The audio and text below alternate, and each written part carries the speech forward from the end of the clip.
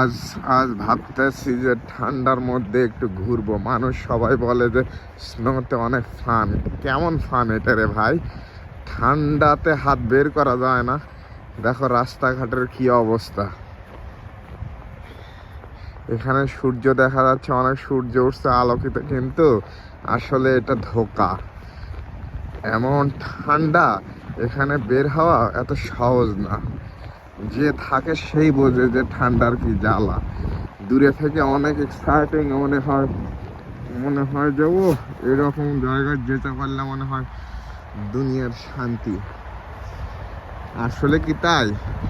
যে এগুলা জায়গায় আছে সেই বোঝে। তাকে জিজ্ঞেস করা যে এগুলা কি থাকবে না গরমের দেশে যাবে, সবাই বলবে যে আমরা গরমের দেশে যেতে চাই, কিন্তু উপায় নাই।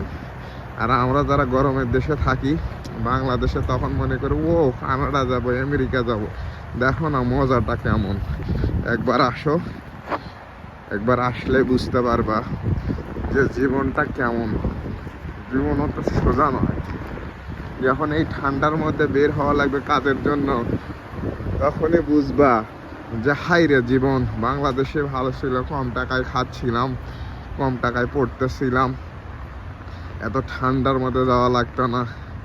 এখন দেখো যে কেমনটা ঠান্ডা, দেখছো যে কি আবরণ পড়ে গেছে, দেখছো কি অবস্থা এগুলার।